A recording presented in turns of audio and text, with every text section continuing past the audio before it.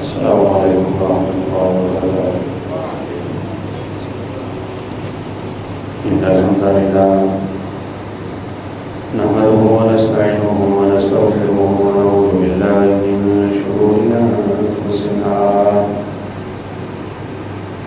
ومن سيئات أعمالنا، من يهده الله فلا مضل له ومن يضلل فلا هادي له. أشهد أن لا إله إلا الله وحده لا شريك له وأشهد أن محمدا عبده ورسوله. أما بعد فإن أحسن الحديث كتاب الله وخير الهدي هدي محمد صلى الله عليه وسلم وشر الأمور محدثاتها وكل محدثة بدعة وكل بدعة ضلالة وكل ضلالة في النار. يا أيها الذين آمنوا اتقوا الله حق تقاته ولا تموتن إلا وأنتم مسلمون.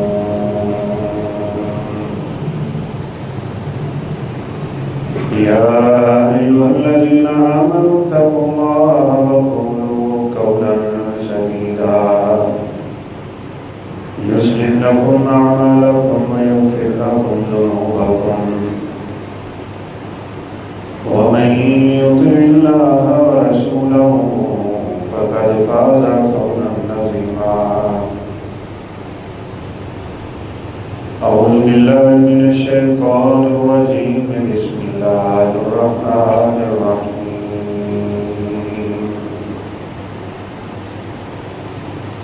إن عدة الشهور عند الله 12 شهرا في كتاب الله يوم خلق السماوات والأرض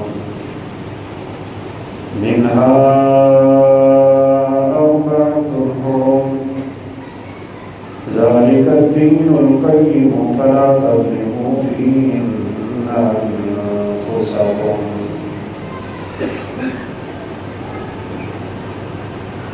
وقال الله سبحانه وتعالى في مقام آخر: ولا تقولوا لمن يقتل في سبيل الله أموات بل أحياء ولكن لا تشعرون.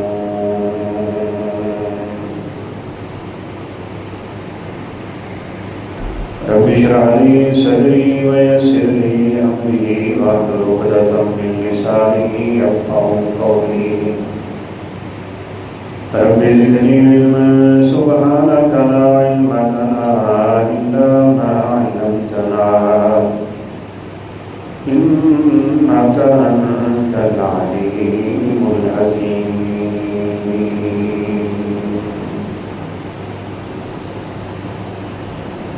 ہر قسم کی حمد و ثنا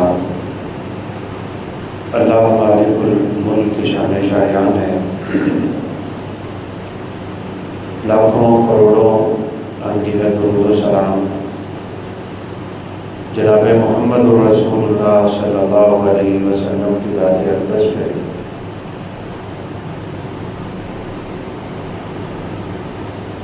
سن 1445 ہجری کا اختتام ہو رہا ہے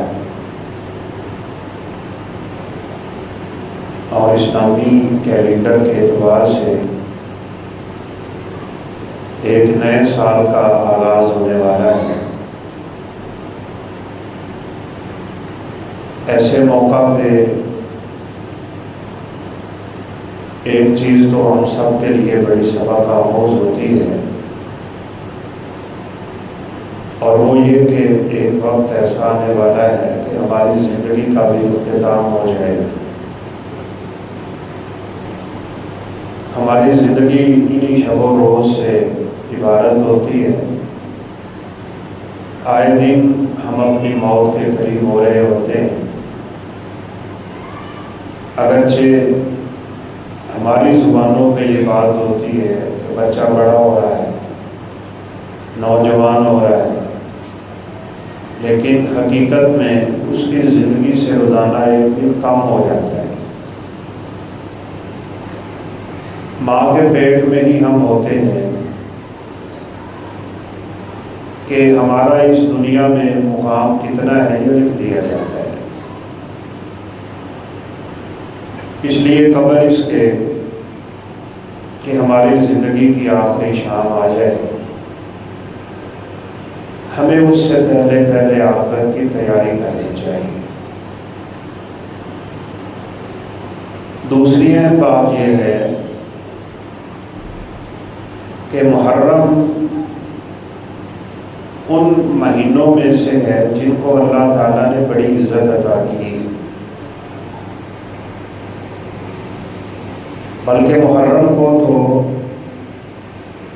حدیثوں میں شہر اللہ المحرم کہا گیا ہے کہ یہ اللہ رب العزت کا مہینہ ہے۔ مہینے تو سارے ہی اللہ کے، لیکن اس کی خاص نسبت اللہ کا ملاقمین کی طرف ہے۔ رسول اللہ صلی اللہ علیہ وسلم اس مہینے میں بڑی کثرت سے روزے رکھتے تھے، اور یہ بھی ہمیں یاد رہنا چاہیے کہ آپ صلی اللہ علیہ وسلم کی احادیث مبارکہ میں اس مہینے کی یہی فضیلت ہے کہ آپ صلی اللہ علیہ وسلم اس مہینے میں کثرت سے روزے رکھتے تھے۔ احب الصیام الی اللہ، اور ایک حدیث میں ہے کہ یہ روزے اللہ تعالیٰ کو محبوب بھی بڑھے۔ پھر یہ کہ یہ مہینہ حرمت والا ہے، اور جو مہینے حرمت والے ہیں ان میں ہمیں بالخصوص گناہوں سے بچ کے رہنا چاہیے۔ نیکی کرنے کا اجر بھی بڑھ جاتا ہے اور گناہوں کے وبال میں بھی اضافہ ہو جاتا ہے۔ لیکن ایک قابل افسوس بات ہے، اور وہ یہ کہ ہمارے ہاں محرم الحرام کو ایک عجیب قسم کا رنگ دیا جاتا ہے۔ چاہیے تو یہ تھا کہ ہم اس میں اللہ رب العزت کی عبادت کرتے، ظلم و زیادتی سے خود بھی بچتے اور دوسروں کو بھی بچاتے، لیکن اس کے پہلے عشرہ میں تو ظلم کی اخیر ہو جاتی ہے۔ محبت اہل بیت کے نام سے نہ جانے کیا طوفان بدتمیزی ہمارے ملک میں کھڑا کر دیا جاتا ہے۔ اس لیے ہمیں ایک تو اس مہینے کے روزے رکھنے چاہیے تاکہ سنت ادا ہو، اور پھر بالخصوص 10 محرم کا روزہ جس کو ہم عاشورہ کا روزہ کہتے ہیں، یہ سیدنا موسیٰ علیہ السلام کی آزادی کا دن ہے، اور وہ اس دن کا روزہ رکھتے تھے تو رسول اللہ صلی اللہ علیہ وسلم نے فرمایا نحن احق بموسیٰ، ہم زیادہ حق رکھتے ہیں کہ موسیٰ علیہ السلام جس طرح روزہ رکھتے تھے ہم بھی رکھیں۔ ایک مسئلہ بھی ہے، اور وہ ان دنوں میں ہر دفعہ ہی یعنی سب کے سامنے آ جاتا ہے کہ روزہ 10 محرم کا رکھنا چاہیے یا 9 کا رکھنا چاہیے۔ رسول اللہ صلی اللہ علیہ وسلم کی بڑی مشہور حدیث مبارکہ ہے کہ اگر اللہ رب العزت نے مجھے زندگی بخشی لَأَصُومَنَّ التَّاسِعَ، تو میں 9 کا روزہ رکھوں گا۔ اب ہمارے بعض علماء اس بات کی طرف چلے گئے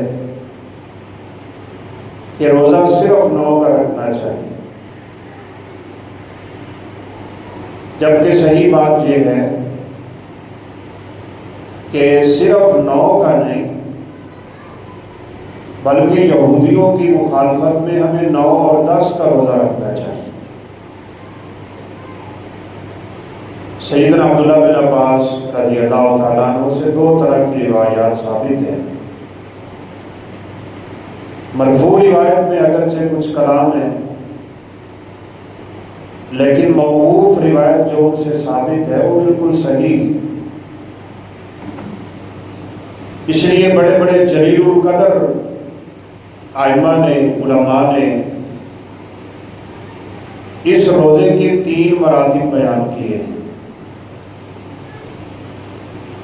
اعلیٰ، ادنا اور وسطیٰ۔ سب سے اعلیٰ مرتبہ اس کا یہ ہے کہ صوموا یوماً قبلہ و یوماً بعدہ، ایک روزہ 10 سے پہلے اور ایک روزہ 10 کے بعد، تاکہ صحیح پوری مخالفت ہو جائے۔ اور اس کا درمیانہ درجہ یہ ہے کہ 2 روزے رکھے گئے 9 اور 10 کا، اور اس کا ادنا مرتبہ یہ بھی ہے کہ اکیلے 10 کا روزہ رکھ لیا جائے۔ لہذا ہمارے لیے 9 اور 10 کا روزہ یہ انشاءاللہ صحیح سنت کے مطابق ہوگا۔ بعض لوگ اس روزے کو سیدنا حسین رضی اللہ تعالیٰ عنہ کی شہادت سے جوڑ دیتے، یا محرم الحرام کی حرمت کو سیدنا حسین رضی اللہ تعالیٰ عنہ کی شہادت سے جوڑ دیا جاتا ہے،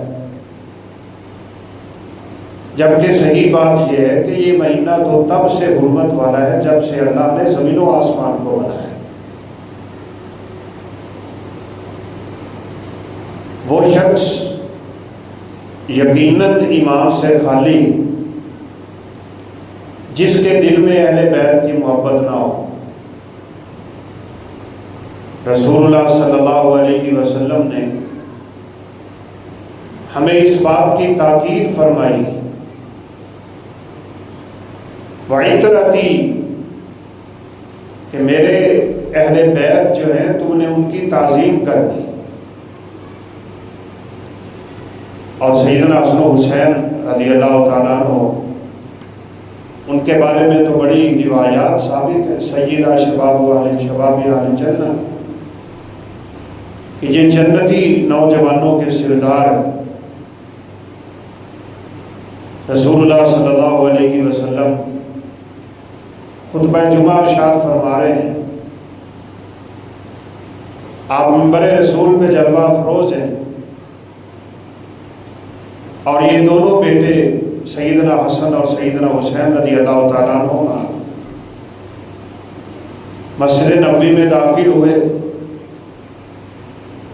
ان کی قمیضیں ان کے پاؤں کے نیچے آ جاتی، چلتے پھر گر جاتے، چلتے اور پھر گر جاتے۔ تو آپ صلی اللہ علیہ وسلم نے خطبہ چھوڑ، ان سے اتنی شدید محبت تھی آپ صلی اللہ علیہ وسلم کو، آپ کہا بھی کرتے تھے اللہم انی احبہما فاحب من یحبہما، یا اللہ میں ان دونوں سے بڑی محبت کرتا ہوں، جو ان سے محبت کرے اللہ تجھے اپنی محبت اس کو عطا کرے۔ آپ نے ممبر کو چھوڑا، ممبر سے اترے، ایک بچے کو ایک کندھے پہ، دوسرے کو دوسرے پہ اٹھائے، اور پھر یہ آیت کریمہ بھی پڑھی کہ اولاد میں اللہ رب العزت نے تمہارے لیے آزمائش رکھی ہے۔ سیدنا حسن رضی اللہ تعالیٰ عنہ کے بارے میں آپ صلی اللہ علیہ وسلم نے ایک پیشین کوئی اور بھی فرما دی، فرمایا ان ابنی ھذا سید لعل اللہ یصلح بہ بین فئتین عظیمتین من المسلمین، یہ میرا بیٹا سردار ہے، اس کے ہاتھ پہ اللہ رب العزت 2 بڑی جماعتوں کی صلح کروائے۔ یہ آپ کو پتہ ہے محرم کے پہلے 10 دنوں میں واقعہ کربلا بڑے زور و شور سے بیان ہوگا، اور قابل افسوس بات یہ ہوتی ہے کہ ہمارے بعد وہ علماء جن کا عقیدہ و منہج بالکل صحیح ہے، وہ بھی یہ امتیاز نہیں کر پاتے کہ حقائق کیا ہے،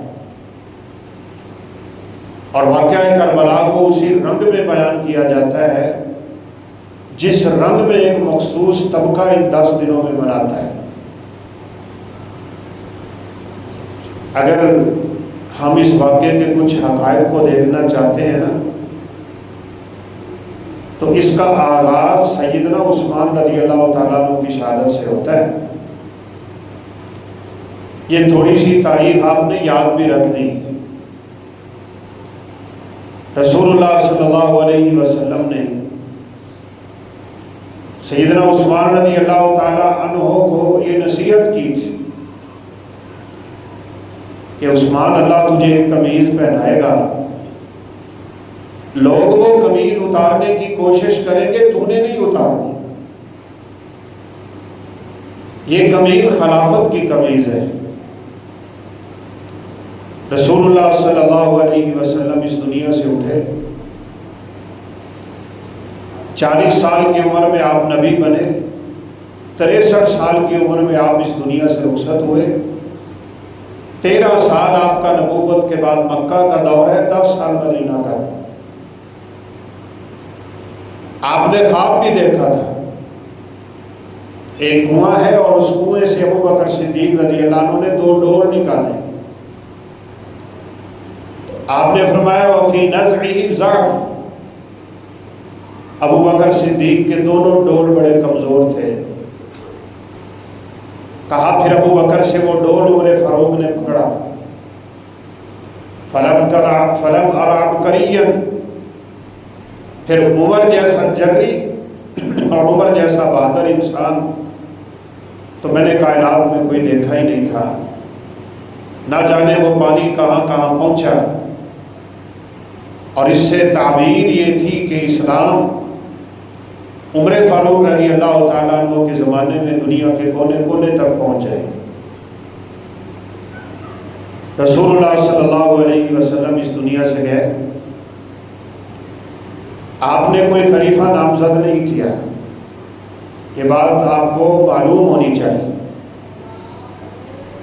یہ جھوٹی باتیں بیان کی جاتی ہیں کہ آپ نے سیدنا علی رضی اللہ عنہ کو خلیفہ مقرر کیا تھا، اور پھر ایک روایت بیان کی جاتی ہے، صحیح بخاری کی روایت ہے کہ آپ صلی اللہ علیہ وسلم جب مرض الوفات کے قریب تھے، آپ نے فرمایا ایتونی بکتاب، ایک کتاب لے کے آؤ میرے پاس، میں تمہیں لکھ کے دیتا ہوں جس کے بعد تم گمراہ نہیں ہو۔ آپ سخت بیمار ہیں، تکلیف میں مبتلا ہے۔ عمر فاروق رضی اللہ تعالیٰ عنہ فرمانے لگے کہ آپ صلی اللہ علیہ وسلم کو مشقت میں ڈالنے کی کوئی ضرورت نہیں ہے، آپ نے جو وصیت ہمیں کرنی ہے ہمیں پتہ ہے، وہ وصیت کتاب و سنت کی وصیت ہے۔ ترکت فیکم امرین لن تضلوا ما تمسکتم بہما، آپ چاہتے ہوئے یہی وصیتیں کر رہے تھے کہ لوگوں میں تمہارے درمیان 2 ہی چیزیں چھوڑ کے جا رہا ہوں، بس ایک اللہ احکم الحاکمین کی کتاب اور دوسری میری سنت ہے۔ عضوا علیہا بالنواجذ، اس کو دانتوں کی داڑھوں سے پکڑ لو اور مضبوطی سے پکڑ لو، کبھی گمراہ نہیں ہو۔ کہا اللہ رب العزت کی کتاب ہمارے پاس موجود ہے، اور رسول اللہ صلی اللہ علیہ وسلم کے فرامین ہمارے سینوں میں، اگرچہ صحابہ کے پاس حدیثیں لکھی ہوئی تھیں، یہ آج کل کے بہت نئے محققین اٹھتے ہیں اور وہ کہتے ہیں کہ یہ حدیثیں تو 300 سال 200 سال بعد میں لکھی گئی، ایسا بالکل نہیں۔ آپ صلی اللہ علیہ وسلم نے ضرور ابتدا میں حدیثیں لکھنے سے روکا ہے۔ صحیح مسلم کی روایت ہے، آپ صلی اللہ علیہ وسلم نے فرمایا لا تکتبوا عنی سوى القرآن، مجھ سے صرف اور صرف قرآن لکھو بس۔ فمن كتب عنی سوى القرآن شيئا فليمحوه، اور جس نے قرآن کے علاوہ کوئی اور چیز لکھی ہوئی ہے وہ مٹا دے۔ یہ اس وقت کی بات ہے جب قرآن نازل ہو رہا ہے، کاتبین وحی کی تعداد کم ہے اور احادیث کو قرآن میں مل جانے کا ڈر ہے۔ آپ صلی اللہ علیہ وسلم نے کاتبین کی پوری توجہ قرآن مجید لکھنے پہ لگائے رکھی ہے، اور پھر جب کاتبین کی تعداد زیادہ ہو گئی تو صحابہ کرام نے حدیثیں بھی لکھی۔ آپ صلی اللہ علیہ وسلم کے ایک صحابی سیدنا عبداللہ بن عمر بن عاص رضی اللہ تعالیٰ عنہ، وہ آپ کی ہر چیز ہی لکھا کرتے تھے، جو آپ کی زبان سے نکلتا وہ لکھتے۔ تو کسی نے ان سے کہہ دیا کہ تم ہر بات لکھ لیتے ہو، بشری تقاضا کے تحت آپ کی زبان سے کبھی غصے میں بھی بات نکلتی ہوگی، کبھی ناراضگی میں بھی نکلتی ہوگی، کبھی آپ مذاق بھی کرتے ہوں گے، کبھی مزاح بھی ہوتا ہوگا، کبھی کوئی اور پرسنل بات بھی ہوتی ہوگی، تو صرف علم کی باتیں لکھا کرو بس۔ تو عبداللہ بن عمر بن عاص کہتے ہیں کہ میں نے پھر صرف وہ حدیثیں لکھنا شروع کی جن کا تعلق دین کے مسائل سے ہوتا تھا۔ تو آپ صلی اللہ علیہ وسلم نے مجھے مخاطب ہو کے کہا کیا ہوا تمہیں؟ پہلے سب کچھ لکھتے تھے، اب کچھ لکھتے ہو کچھ چھوڑ دیتے ہو؟ کہا اللہ کے حبیب یہ مشورہ تھا اس بنیاد پہ کہ آپ کبھی غصے میں بھی بولتے ہیں، کبھی آپ مذاق میں بھی بولتے ہیں، تو میں نے اس لیے صرف وہ حدیثیں لکھنا شروع کی ہیں جن کا تعلق دین اسلام کے مسائل اور احکامات سے ہے۔ تو آپ صلی اللہ علیہ وسلم نے فرمایا اکتب فوالذی نفسی بیدی لا یخرج من لسانی الا الحق، عبداللہ سب کچھ لکھو، مجھے قسم ہے پیدا کرنے والے کی میری زبان سے سوائے حق کے کچھ نکلتا ہی نہیں۔ مذاق ہو تب بھی حق ہے، ناراضگی ہو تب بھی حق ہے۔ یہ صحیفہ صادقہ کے نام سے مشہور ہے، لکھا ہوا تھا عبداللہ بن عمر بن عاص رضی اللہ عنہ کے پاس۔ ان کے شاگرد مجاہد کہتے ہیں کہ استاد جی مجھ سے اتنی محبت کرتے تھے کہ مجھے ابے نے گھر کی کسی چیز سے کبھی روکا ہی نہیں تھا، جب چاہوں جا کے ان کے گھر میں وہ چیز استعمال کر۔ ایک دن دیکھا ان کے تکیے کے نیچے ایک چیز پڑی، میں وہ تکیہ اٹھا کے اس کو دیکھنے لگا تو انہوں نے مجھے روک دیا، کہا اس کو نہیں چھیڑو، باقی گھر کا سارا کچھ آپ کے لیے ہے۔ ہذہ الصادقہ، یہ صحیفہ ایسا سچا صحیفہ ہے کہ اس میں میں نے وہ حدیثیں لکھی ہیں جو میں نے اللہ کے پیغمبر صلی اللہ علیہ وسلم کی زبان سے براہ راست سنی۔ عبداللہ بن ابی اوفا رضی اللہ عنہ کے پاس صحیفہ تھا، جابر بن سمرہ رضی اللہ عنہ کے پاس صحیفہ تھا، ابو بکر صدیق رضی اللہ تعالیٰ عنہ کا صحیفہ زکوٰۃ کے بارے میں ہے، ابو ہریرہ رضی اللہ عنہ کا صحیفہ حمام بن منبہ سے مشہور ہے، بلکہ وہ پورے کا پورا مسند احمد میں شامل ہے۔ تو یہ بات سرے سے غلط ہے، حدیث بعد میں لکھی گئی۔ آپ صلی اللہ علیہ وسلم نے حجۃ الوداع کا خطبہ دیا اور آپ نے یقیناً اس خطبے کے فرمودات سنے بھی۔ سابقہ خطبات میں اتنا فصیح و بلیغ خطبہ تھا کہ لوگوں کی آنکھوں سے آنسو ٹپک رہے ہیں۔ اشارہ بھی آپ دے چکے تھے کہ میں اس دنیا کو چھوڑنے والا ہوں۔ الوداعی خطبہ تھا یہ، میدان عرفات میں تو صحابہ کرام رضوان اللہ علیہم اجمعین روتے رہے۔ ایک یمن سے آیا ہوا شخص کھڑا ہوا، یقال لہ ابو شاہ، اس نے کہا اللہ کے پیغمبر اکتب لی، یہ خطبہ مجھے لکھوا ہی دیں۔ آپ نے فرمایا اکتب لی ابی شاہ، لکھو ابو شاہ کو یہ خطبہ لکھ کے دے دو۔ وہ خطبہ بھی حدیثوں میں موجود ہے، حدیثیں تو ساری کی ساری لکھی گئی۔ ہاں، آپ صلی اللہ علیہ وسلم کے اور صحابہ کے دور میں مرتب نہیں تھے، پھر آہستہ آہستہ یہ حدیثیں مرتب ہوتی چلی گئیں، اور اللہ کے فضل و کرم سے یہ ذخیرہ احادیث کا یہ ہمارے پاس پہنچ گیا۔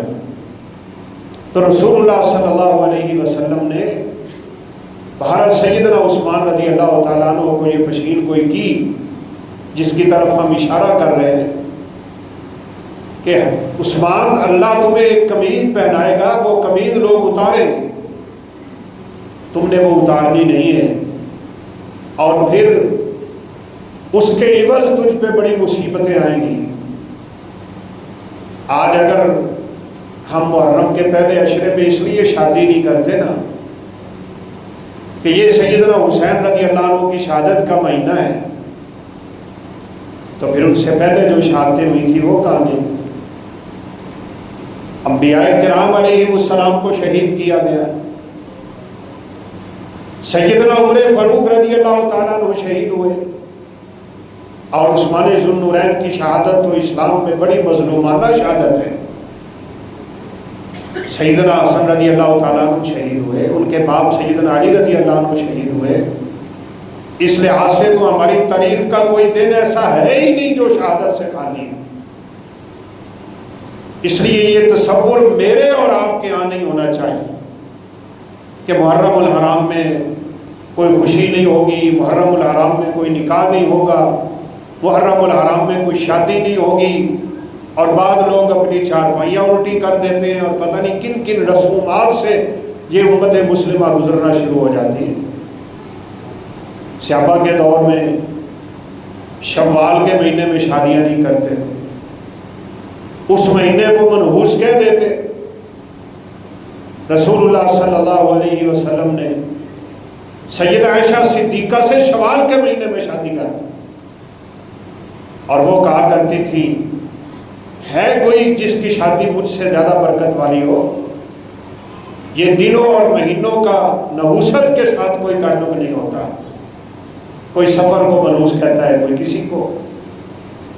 بہرحال رسول اللہ صلی اللہ علیہ وسلم جب اس دنیا سے جا رہے تھے، آپ نے اگرچہ خلیفہ نامزد نہیں کیا،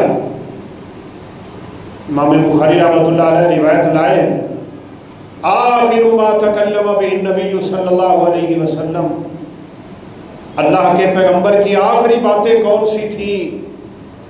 سیدہ عائشہ صدیقہ نے یہ بیان کی، اور اس سے انہوں نے اسی بات کا رد کیا ہے کہ اللہ کے حبیب آخری عمر میں سیدنا علی رضی اللہ تعالیٰ عنہ کی وصیت نہیں کرنا چاہتے تھے، نہ ہی کی ہے آپ نے کبھی۔ ہاں، جب آپ نے لکھنے کے لیے کاپی یا رجسٹر طلب کیا اور عمر فاروق رضی اللہ تعالیٰ عنہ نے روک دیا کہ آپ کو اس تکلیف میں مبتلا کرنے کی ضرورت نہیں ہے، ہمارے پاس کتاب و سنت موجود ہے، تو بعض لوگ کہتے ہیں کہ عمر فاروق رضی اللہ عنہ نے نعوذ باللہ سیدنا علی رضی اللہ تعالیٰ عنہ پہ ظلم کیا، ان کے حق میں وصیت نہیں ہونے دی۔ تو آپ صلی اللہ علیہ وسلم تو اس واقعہ کے بعد بھی زندہ رہے، آپ بعد میں وصیت کر دیتے، جھوٹی روایتیں بیان کی جاتی ہیں۔ آپ نے اپنی زندگی میں یہ اشارہ دیا تھا میرے بعد خلیفہ ابو بکر صدیق ہوں گے۔ آپ صلی اللہ علیہ وسلم کے صحابہ کی کھڑکیاں بیک ڈور مسجد نبوی کی طرف کھلتے، صحابہ انہی سے گزر کے مسجد نبوی میں آتے ہیں، تو آپ صلی اللہ علیہ وسلم نے فرمایا یہ ساری کھڑکیاں بند کر، اللہ خوفۃ ابی بکر، ابو بکر کی کھڑکی کھلی رہنی چاہیے، اشارہ ہے ان کی خلافت کی طرف۔ آج بھی آپ جائیں، اللہ رب العزت ہم سب کو حرمین کی زیارت نصیب فرمائے۔ مسجد نبوی کا دوسرا دروازہ ابو بکر صدیق رضی اللہ عنہ کے نام پہ ہے، داخل ہو کے آپ اندر دیکھیں، دروازے کے اوپر دیوار پہ لکھا ہوا ہے حاضی خوخت و ابی بکر، یہ وہی کھڑکی ہے جو اللہ کے رسول نے کھلی رکھوائی تھی، وہ اللہ کے فضل سے آج بھی کھلی ہے۔ ایک عورت بھی آئی، اللہ کے حبیب صلی اللہ علیہ وسلم سے کچھ طلب کیا، آپ نے دوبارہ آنے کا وعدہ، کہنے لگی اگر میں آئی اور آپ اس دنیا میں نہ ہوئے تو؟ آپ صلی اللہ علیہ وسلم نے فرمایا ابو بکر تو ہوں گے نا، اشارہ ہے کہ میرے بعد ابو بکر اس مسند خلافت پہ آ جائیں گے۔ اور پھر آپ صلی اللہ علیہ وسلم کی آخری عمر کی نمازیں، آپ بے ہوش، آپ کو ہوش آئی، نماز کی کتنی فکر ہے، اللہ یہ فکریں ہمیں بھی نصیب فرما دے۔ آپ کی زبان پہ ایک سوال، کہا لوگوں نے نماز پڑھ لی؟ کہا نہیں، اللہ کے حبیب آپ صلی اللہ علیہ وسلم کا انتظار ہو رہا ہے۔ آپ پھر اٹھنا چاہیں لیکن نہ اٹھ پائے، پھر بے ہوشی، پھر ہوش میں آئے تو پوچھا لوگوں نے نماز پڑھ لی؟ کہا نہیں، اللہ کے حبیب صلی اللہ علیہ وسلم آپ کا انتظار ہو رہا ہے۔ آپ نے فرمایا مروا ابا بکر فلیصلی بالناس، اور لوگوں ابو بکر صدیق کو کہو وہ میرے مصلی پہ آ کے نماز پڑھا۔ 17 نمازیں اللہ کے حبیب کی زندگی میں ابو بکر صدیق نے آپ کے مصلی پہ پڑھائی، اشارہ ہے ان کی خلافت کا۔ لہذا ابو بکر صدیق آپ کے بعد خلیفہ بنے، اور وہی خواب جو آپ نے دیکھا تھا ڈولوں والا، 2 سال انہوں نے خلافت سنبھالی اور بڑی کمزور رہی، اس لیے کہ کہیں نبوت کا دعویٰ کرنے والے اٹھ کھڑے ہوئے تو کہیں منکرین زکوٰۃ اٹھ کھڑے ہوئے، مسیلمہ کذاب، اسود عنسی، بڑے بڑے دجال اور کذاب جو نبوت کا دعویٰ کر چکے، ابو بکر صدیق رضی اللہ عنہ نے ان سے قتال کیا، مرتدین کو واپس اسلام کی طرف لائے، زکوٰۃ کا انکار کرنے والوں کو واپس زکوٰۃ کی طرف لائے۔ 2 سال خلیفہ رہے اور بیماری کی وجہ سے اس دنیا سے رخصت ہو گئے، اس دنیا سے جانے لگے۔ عمر فاروق رضی اللہ تعالیٰ عنہ کو نامزد کر دیا، کہا میرے بعد عمر فاروق اس دنیا میں سب سے بہترین انسان، وہ خلیفہ ہے۔ عمر فاروق رضی اللہ تعالیٰ عنہ کی بیعت ہو گئی، 10 سال وہ خلیفہ رہے۔ آخر آپ جانتے ہیں ان کی شہادت کا المناک واقعہ، فجر کی نماز مسجد نبوی، اللہ کے حبیب صلی اللہ علیہ وسلم کی زبان سے سنا تھا کہ میں نے شہید ہونا ہے۔ جب ابو بکر صدیق، عمر فاروق اور عثمان ذو النورین رضی اللہ عنہ رسول اللہ صلی اللہ علیہ وسلم کے ساتھ احد پہ جا رہے ہیں، فرت محبت میں احد ہلا، آپ نے پاؤں مارا اور فرمایا اسبت یا احد فإن علیک نبی و صدیق و شہیدان، احد آرام سے ٹھہر، تیرے اوپر ایک نبی، ایک صدیق اور 2 شہید جا رہے ہیں۔ عمر فاروق رضی اللہ عنہ کو یقین تھا میں نے شہید ہونا ہے، دعا کیا کرتے تھے اللہم ارزقنی شہادتا فی سبیلک فی بلد نبیک، اللہ شہادت تو تو نے دینی ہی دینی ہے، مجھے اپنے پیغمبر کے شہر میں شہادت عطا فرما۔ لوگ کہا کرتے تھے عمر شہادتیں جنگوں کے میدانوں میں ملتی ہیں، آپ ایک امن والے شہر میں شہادت مانگتے ہیں؟ کہا کرتے تھے اللہ کو منظور ہوا تو مجھے شہادت مدینہ میں ملے۔ فجر کی نماز، ابو لولو مجوسی خنجر 2 دھاری زہر میں بجھا ہوا، خود ہی تو خنجر تیار کرتا ہے، یہ مغیرہ بن شعبہ رضی اللہ عنہ کا غلام تھا، ایک شکایت لے کے آیا جھوٹی، عمر فاروق رضی اللہ عنہ نے ڈانٹا تو بات دل میں رکھ لی، خنجر تیار کیا۔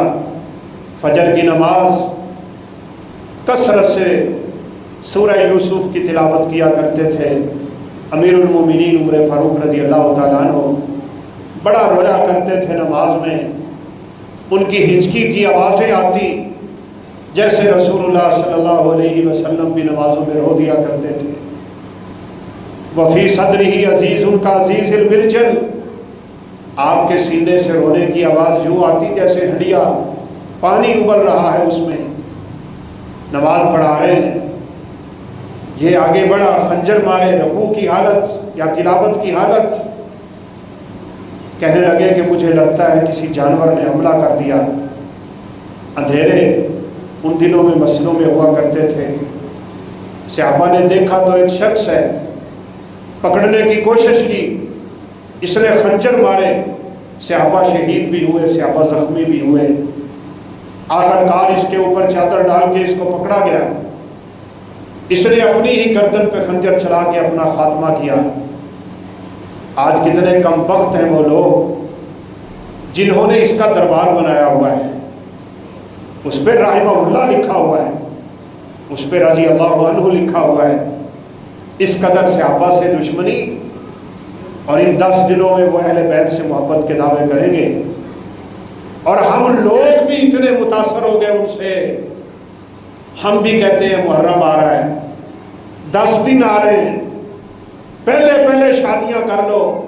اوے اللہ کے بندو، یہ صحابہ کے دشمنوں سے کبھی متاثر نہ ہوا کرو۔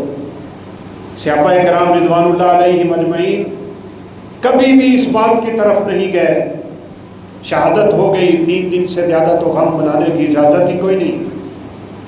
بہرحال خنجر اس قدر سخت تھا کہ آپ کی انتڑیاں باہر آ گئیں، طبیب کو بلایا، دودھ پلایا، انتڑیوں سے باہر نکلا، کہا امیر المومنین آپ وصیت کر دیجئے، آپ کے اب زندہ رہنے کے کوئی امکان نہیں۔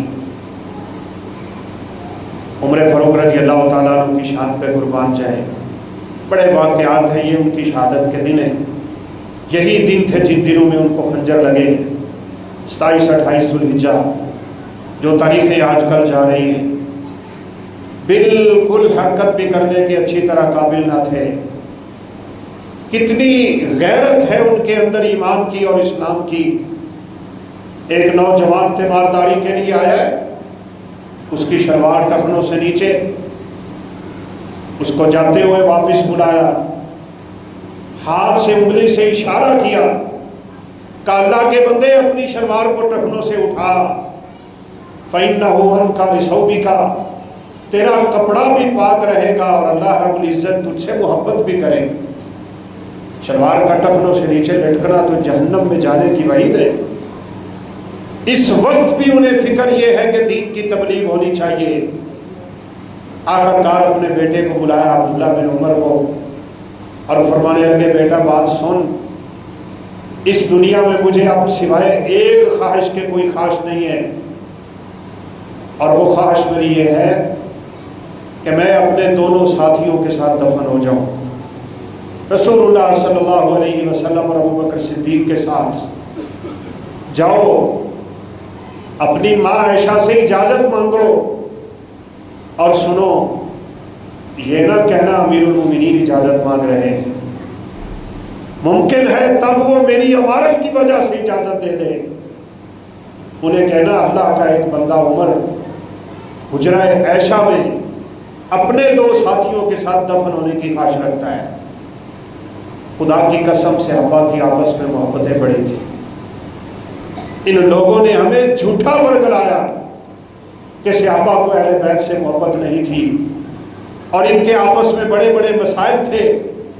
اور بھائی بشری تقاضا ہو سکتا ہے، اس کائنات میں غلطی سے مبرہ کوئی نہیں، معصوم عن الخطا صرف اور صرف انبیاء کی ذات ہے، اور وہ بھی شریعت مطہرہ کے مسئلے میں۔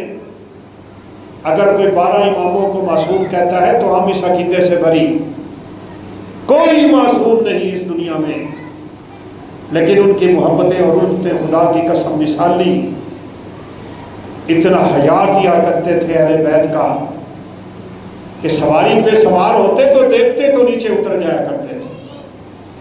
کبھی کوئی اہل بیت کا فرد سواری پہ سوار ہے، آگے بڑھ کے اس کی سواری کی لگام کو تھام لیا کرتے تھے۔ ان کی محبتیں قرآن و سنت میں جا بجا آپ کو مل سکتی ہیں۔ حسن و حسین رضی اللہ تعالیٰ عنہما کھیل رہے، سیدنا علی اور ابوبکر صدیق رضی اللہ تعالیٰ عنہ کا گزر ہو رہا ہے، ابو بکر صدیق نے سیدنا حسن کو پکڑا، محبت سے بوسہ دیا، کہا شبیہ بالنبی لا بالعلی، میرے اس بیٹے کی شکل تو اللہ کے پیغمبر پہ جاتی ہے، علی تجھ پہ تو گیا ہی نہیں۔ بڑی بڑی محبت کی باتیں کیا کرتے ہیں اور ان کی محبتیں ہمیشہ کے لیے قائم ہیں۔ اشداء علی الکفار رحماء بینہم، یہ کبھی آپ کو کوئی امیر معاویہ کے خلاف بات کرے، کبھی جنگ صفین کی بات کرے، کبھی جنگ جمل کی بات کرے، کبھی اس طرح کے واقعات کی بات کرے، سمجھ لینا کہ یہ راہ حق سے ہٹا ہوا انسان ہے، خود بھی گمراہ ہے، یہ دوسروں کو بھی گمراہ کرنا چاہتا ہے۔ تمام کے تمام صحابہ، ان کی عظمت مسلمہ، ہاں فضیلتوں میں وہ ایک جگہ پہ نہیں ہے، سب سے افضل اس دنیا میں ابو بکر صدیق ہیں انبیاء کے بعد، پھر عمر فاروق ہیں، پھر عثمان ذو النورین ہیں، پھر علی المرتضیٰ ہیں، پھر عشرہ مبشرہ ہیں، پھر بدر میں شریک ہونے والے صحابہ ہیں، پھر بیعت رضوان والے صحابہ ہیں، پھر فتح مکہ کے موقع پہ اسلام لانے والے صحابہ ہیں۔ کسی کو اللہ کے پیغمبر کی زیارت کا شرف مل گیا ہو۔ عبداللہ بن عمر رضی اللہ عنہ کیا کہا کرتے تھے، جس لمحے میں کوئی شخص اپنے حبیب کی زیارت کر کے صحابی بنتا ہے نا، وہ لمحہ عام امتی کی 40 سال کی عبادت سے افضل ہوتا ہے۔ کون پہنچ سکتا ہے صحابہ کرام کی شان کو؟ تو بہرحال فرمایا تو نے امیر المومنین نہیں کہنا، جا کے کہنا اللہ کا ایک عاجز سا بندہ عمر ایشا آپ کے حجرے میں دفن ہونے کی اجازت مانگتا ہے اور خواہش رکھتا ہے۔ کہا وہ خوشی سے اجازت دے دے تو ٹھیک، وگرنہ مجھے عام مسلمانوں کے قبرستان بقیع میں جا کے دفن کر دیں، وقت کم ہے، وگرنہ ہمیں یہاں دروس سیکھنے ہیں، سبق لینے ہیں۔ آج چودھریوں کی قبریں الگ بنتی ہیں، آج پیروں کی قبریں الگ بنتی ہیں، وڈیروں کی قبریں الگ بنتی ہیں۔ یہ ہمارا گدی نشین تھا، اس کی قبر ذرا اونچی کر کے بنانی چاہیے۔ یہ جائیں ذرا آپ چکر تو لگا کے دیکھیں قبروں کا حال کیا ہوا پڑا ہے۔ امام بخاری رحمۃ اللہ علیہ سفیان التمار کی روایت لائے ہیں صحیح بخاری میں، کہ اللہ کے حبیب کی قبر کی میں نے زیارت کی، یہ تو بعد میں ایک بالش اونچی ہوئی تھی جب قبروں میں پانی گیا تھا، وگرنہ تو اللہ کے پیغمبر صلی اللہ علیہ وسلم کی قبر تھی ہی زمین کے برابر۔ قبریں دو طرح کی ہوتی ہیں، ایک جو کوہان نما ہوتی ہے اور ایک وہ جو زمین کے بالکل برابر ہوتی ہے، اوپر چھوٹے چھوٹے پتھر جوڑ دیتے ہیں، جو اس بات کی دلیل ہوتی ہے کہ اس کے نیچے قبر۔ جائیں آپ جا کے صحابہ کی قبریں دیکھیں، یہ اتنی بلند و بالا قبریں بنا کے دعوے عشق مصطفیٰ کے، دعوے اہل بیت سے محبتوں کے، اوے اللہ کے پیغمبر سے بڑھ کے اس دنیا میں کون ہے؟ ابو بکر صدیق کی قبر بھی ویسے ہے، عمر فاروق کی قبر بھی ویسے ہے، صحابہ کرام کی قبریں بھی ویسے ہیں۔ بات کرنا پڑتی ہے چاہے لوگ ناراض ہو جائیں۔ ایک دور تھا جب بقیع میں صحابہ کی قبروں پہ قبے بنا دیے گئے تھے، مشرکوں کی حکومت تھی، جس کو لوگ بڑی اللہ خلافت کی حکومتیں کہتے ہیں۔ اللہ جزائے خیر دے محمد بن عبد الوہاب رحمہ اللہ کو، اللہ کے پیغمبر کی حدیث پہ عمل کر کے دکھایا تھا۔ سیدنا علی نے اپنے دور خلافت میں ابو الحیاج اسدی کو بلایا، کہا نکلو اس مہم پہ جس مہم پہ مجھے اللہ کے پیغمبر نے روانہ کیا تھا۔ فرمایا علی ما رأیت قبرا مشرفا الا سویتہ، جہاں تجھے اونچی قبر نظر آتی ہے اسے مٹا کے زمین کے برابر کر دینا، اور کسی کے ہاتھ میں کڑا دیکھ لو، کسی جانور کے گلے میں دھاگا دیکھ لو، فرمایا اس کو تو نے توڑ دینا ہے۔ آج کون ہے دھاگے باندھنے والے؟ بات کریں تو وہ کہتے ہیں جناب یہ تو گستاخ ہے، ہم ہیں اصل عاشق مصطفیٰ۔ اس مصطفیٰ یہ ہوتا ہے؟ آپ صلی اللہ علیہ وسلم نے تو ایک شخص کا دھاگا بندھا ہوا دیکھ لیا تھا، فرمایا ما ھذا، کہنے لگا من الوہن، بیماری ہے، کمزوری ہے، اس وجہ سے باندھا ہوا ہے۔ آپ نے فرمایا وما یزیدک الا وہنا، اور یہ تیری بیماری اس سے اور زیادہ بڑھ جائے گی۔ اور اگلے الفاظ تو قیامت خیز ہے خدا کی قسم، فرمایا لو مت علی ھذا اگر تجھے یہ دھاگا بدے بدے موت آ گئی نا، مت علی غیر فطرت الاسلام، تیری موت اسلام پہ نہیں آئے۔ اے نوجوانوں، یہ دھاگے واگے باندھنا چھوڑ دو، یا تو یہ غیر رسموں غیر مسلموں کی عادتیں ہیں، یا پھر اس پہ عقائد بنائے جاتے ہیں کہ یہ دھاگا بندھا رہے گا تو مصیبتیں نہیں آئیں گی، اس سے بڑے شرک کی باتیں کیا ہوتی ہیں۔ تو بہرحال سیدنا عمر فاروق رضی اللہ تعالیٰ عنہ کا پیغام سیدہ عائشہ صدیقہ کے پاس پہنچا ہے۔ اب ان کے حجرہ مبارکہ میں ایک قبر سرور کائنات ان کے خامد کی ہے، سرتاج رسل کی ہے، اور دوسری قبر ان کے باپ کی ہے جس کو اللہ رب العزت نے ریاض الجنہ کا لقب دے چھوڑا ہو۔ جب پیغام پہنچا نا عمر فاروق کا، تو سیدہ فرمانے لگی میری بھی دنیا میں سب سے بڑی خواہش یہی تھی کہ کاش میں اس حجرے میں دفن ہو جاتی، لیکن میں اپنی خواہش کو امیر المومنین عمر فاروق کی خواہش پہ قربان کرتی ہوں، انہیں اجازت دے دو میری قبر بقیع میں بنا دینا۔ ہمارے اندر بھی یہ جذبے پیدا ہونا چاہیے نا، صحابہ کی سیرتیں پڑھیں، سبق سیکھیں، نصیحتیں حاصل کریں، ان کے نقش قدم پہ چلنے کی کوششیں کریں۔ خدا کی قسم بڑے عاجز لوگ تھے، جب بالکل عمر فاروق موت کے قریب ہو گئے، پھر بلایا عبداللہ بن عمر کو، کہا بیٹا سن، میری لاش جب حجرہ عائشہ کے پاس پہنچے گی ایک دفعہ پھر چارپائی پر رکھ دینا اور پھر سے ماں سے اپنی اجازت مانگنا۔ ممکن ہے آج میری زندگی کی وجہ سے انہوں نے میرا دل نہ توڑا ہو، اور کل کو وہ اگر اجازت نہ دیں تو مجھے تم نے بقیع میں دفن کر دینا ہے۔ لیکن اجازت تو ملی ہوئی تھی۔ سیدنا عمر فاروق رضی اللہ تعالیٰ عنہ بھی رسول اللہ صلی اللہ علیہ وسلم اور سیدنا ابوبکر صدیق کے ساتھ دفن ہو گئے، اس دنیا سے جانے لگے۔ ایک وصیت کی ہے، وقت کم ہے، انشاءاللہ یہ واقعہ کربلا سے ہم پردہ ضرور اٹھائیں گے، لیکن اس واقعے کی کڑیاں میں آپ کو ملا رہا ہوں کیسے بنتی ہیں۔ عمر فاروق شہید ہوئے، کہا اب تم نے نیا خلیفہ منتخب کرنا ہے۔ چاہتے تو اپنے بیٹے کو بنا لیتے، عبداللہ بن عمر بڑے جلیل القدر صحابی تھے، لیکن قربان جائیں عمر کے عدل پہ، قربان جائیں عمر کے انصاف پہ، قربان جائیں ان کے تقوی پہ۔ کہا سنو، اس وقت جو عشرہ مبشرہ صحابہ باقی ہیں، جن 10 صحابہ کو جنت کی بشارت ملی تھی، تم نے ان میں سے ایک کو خلافت کے لیے منتخب کر لینا ہے، اور ہاں سعید کو تم نے نکال دینا ہے۔ کسی نے کہا کیوں؟ وہ بھی تو جنتی ہیں، انہوں نے بھی تو اللہ کے پیغمبر کی زبان اطہر سے جنت کی بشارت پائی ہوئی ہے، عشرہ مبشرہ میں ہے وہ، آپ سعید کو کیوں الگ کرنا چاہ رہے ہیں؟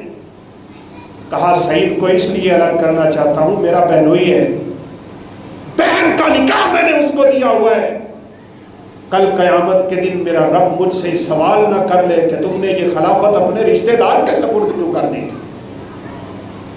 آج ہم دیکھ لیں ہماری سیاست کا حال کیا ہے، ہم نے ان کے آثار دیکھے ہوتے، پڑھے ہوتے، ان کی خلافتوں پہ ہم چلے ہوتے، خدا کی قسم آج ان ذلتوں کا سامنا نہ ہوتا۔ کہا یہ مجلس جب بیٹھے گی نا تو میرے بیٹے عبداللہ بن عمر کو اس مجلس میں شریک ہونے کا کوئی حق نہیں ہے، ہاں تم نے اس سے مشورہ لینا ہو لے لینا۔ یہ مجلس قائم ہوئی، اور خدا کی قسم عمر فاروق کی ذہانت اور فطانت پہ قربان جائیں، اللہ کے حبیب صلی اللہ علیہ وسلم نے خلیفہ نامزد نہیں کیا تھا، ابو بکر صدیق خلیفہ نامزد کر کے گئے۔ عمر فاروق نے سوچ کے وہ طریقہ اختیار کیا کہ اللہ کے پیغمبر کے طریقے پہ بھی عمل ہو جائے اور ابو بکر صدیق کے طریقے پہ بھی عمل ہو جائے۔ ابو بکر صدیق کا طریقہ دیکھتے ہوئے ان 6 کو نامزد کر دیا جن کو جنت کی بشارت ملی ہوئی ہے۔ ابو عبیدہ بن جراح تو دنیا سے چلے گئے تھے، ابو بکر صدیق بھی دنیا سے اٹھ گئے، عمر فاروق شہید ہو رہے ہیں، 3 یہ تھے، چوتھا شہید تھے، ان کو نکال دیا۔ کہا بقیہ 6 کو میں نامزد کر کے جا رہا ہوں۔ لیکن چونکہ نبی صلی اللہ علیہ وسلم کو ایک کو نامزد نہیں کیا تھا، عمر فاروق نے ایک کو نامزد نہیں کیا، کہا تم نے باہمی مشورے سے اپنا خلیفہ منتخب کرنا ہے۔ مشورہ ہوا، قصہ مختصر، سیدنا عثمان رضی اللہ تعالیٰ عنہ کو خلافت کے لیے نامزد کیا گیا، بیعت ہوئی، سب نے کی، سیدنا علی رضی اللہ عنہ نے بھی کی۔ جھوٹ بولتے ہیں لوگ کہ پہلے خلافت ابو بکر نے چھینی، پھر عمر فاروق نے چھینی، پھر عثمان چھینتا رہا۔ اس لیے میں تو قرآن سامنے ہے، رب کعبہ کی قسم اٹھا کے کہہ سکتا ہوں، ان کے ساتھ اہل سنت کا قیامت تک اتفاق ہو ہی نہیں سکتا۔ اگر کوئی زور لگا رہا ہے نا کہ ہم سب مل جائیں آپس میں، یہ نہیں ہو سکتا۔ نہ ہم عقیدہ امامت پہ آ سکتے ہیں، نہ ہم عقیدہ ولایت پہ آ سکتے ہیں۔ تم علی کو پہلے نمبر پہ رکھتے ہو، ہم ابو بکر صدیق کو پہلے نمبر پہ رکھتے ہیں۔ آج اپنے آپ کو اہل سنت کہنے والوں کو بھی ہوش نہیں رہتا نا، کہتے ہیں علی دا پہلا نمبر۔ بھائی علی دا پہلا نمبر کتوں آیا؟ کائنات میں انبیاء کے بعد اگر کسی کو فضیلت حاصل ہے تو وہ سیدنا ابو بکر صدیق رضی اللہ تعالیٰ عنہ، کوئی ان کے مقام کو دنیا میں نہیں پہنچ سکتا۔ ثانی اثنین اذ ہما فی الغار، عثمان رضی اللہ تعالیٰ عنہ کی بیعت ہو گئی۔ بات وہی، نرم دل تھے بڑے، نرم مزاج تھے بڑے۔ عمر فاروق رضی اللہ عنہ نے تو خلافت سنبھالی، کمال کر دیا۔ وہ صحابہ جو ہجرتیں کر کے مدینہ میں آئے ہوئے تھے نا، وہ کبھی عمر فاروق سے اجازت مانگتے واپس جانے کی تو وہ کہتے تھے یہ نہیں ہو سکتا، تم نے اللہ کے پیغمبر سے بہت کچھ سیکھا ہوا ہے، میں نے تم سے بڑا کچھ سیکھنا ہے، میری خلافت کے مشورے تم سے چلتے رہیں گے۔ اس لیے دنیا جہان کا کوئی فتنہ عمر فاروق رضی اللہ تعالیٰ عنہ کے زمانے میں سر نہیں اٹھا سکا۔ سب سے زیادہ فتنوں کے مسئلوں کو جاننے والے سیدنا حذیفہ ہیں، سر رسول، رازدان پیغمبر، ان کے پاس فتنوں کی بڑی حدیثیں تھیں۔ ایک دن عمر فاروق رضی اللہ تعالیٰ عنہ کہنے لگے، آپ میں سے کس نے اللہ کے پیغمبر سے فتنوں کے بارے میں سنا ہے؟ حذیفہ رضی اللہ عنہ نے فرمایا میں نے۔ فرمایا کیا ہے؟ کہا فتنہ انسان کے گھر میں ہوگا، بیوی میں، بچوں میں، مال میں، جائیداد میں، اولاد میں، سب میں فتنہ ہوگا، اور ان فتنوں کو اللہ نمازوں کے ذریعے، روزوں کے ذریعے، زکوٰۃ کے ذریعے، اعمال کے ذریعے، نیکیوں کے ذریعے مٹاتا رہے گا۔ عمر فاروق نے فرمایا نہیں، میں اس فتنے کا نہیں پوچھ رہا، وہ فتنہ بتاؤ تموج کموج البحر، جو سمندر کی لہروں کی طرح اٹھتا چلا جائے گا اور دنیا کو اپنی لپیٹ میں لپیٹتا چلا جائے گا۔ حذیفہ کہنے لگے مالک ولہا یا عمر، عمر آپ کو اس فتنے کے بارے میں پوچھ کے کیا کرنا ہے؟ آپ کے اور اس فتنے کے درمیان تو ایک بند دروازہ ہے، بینک و بینہا باب۔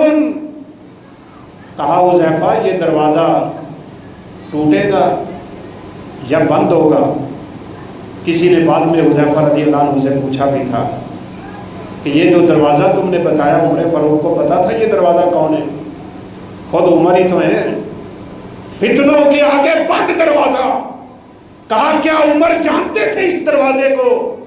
کہا ہاں، جیسے تم جانتے ہو نا کہ آج کے بعد کل آ رہا ہے، اسی طرح عمر فاروق جانتے تھے یہ دروازہ میں ہوں، لیکن یہ پوچھ لیا تھا کہ یہ دروازہ ٹوٹے گا یا بند ہوگا۔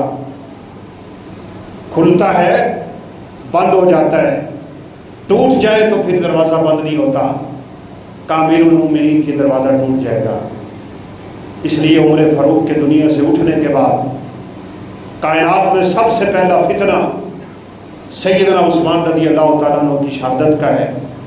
زندگی رہی تو ہم آئندہ خطبہ یہی سے شروع کریں گے اور واقعہ کربلا کی حقائق انشاءاللہ ہم پرکھیں گے کہ کیا تعلق ہے سیدنا عثمان رضی اللہ تعالیٰ عنہ کی شہادت کا، اور پھر بات کیسے کیسے چلتی، کہاں پہ پہنچی ہے، اور اس کو کیا رنگ دیا گیا ہے، اور واقعہ کربلا پہ کتنے جھوٹے پردے ڈال کے سیدنا امیر معاویہ اور یزید کو لعنتی قرار دیا جاتا ہے، نعوذ باللہ ثم نعوذ باللہ۔ انشاءاللہ زندگی رہی تو ان حقائق کو ہم بیان کریں گے۔ اللہ رب العزت سے دعا ہے اللہ ہمارے دلوں میں صحابہ کرام رضوان اللہ علیہ مجمعین کی محبتیں پیدا فرمائے۔ اللہ مالک الملک ہمیں ان کے نقش قدم پہ چلنے کی توفیق دے، ہمیں صحابہ کرام رضوان اللہ علیہ مجمعین کی عقیدتیں اور ان کی محبتیں عطا فرما کے اللہ جنت الفردوس میں ہمیں ان کے ساتھ جمع فرما دے۔ وآخر دعوانا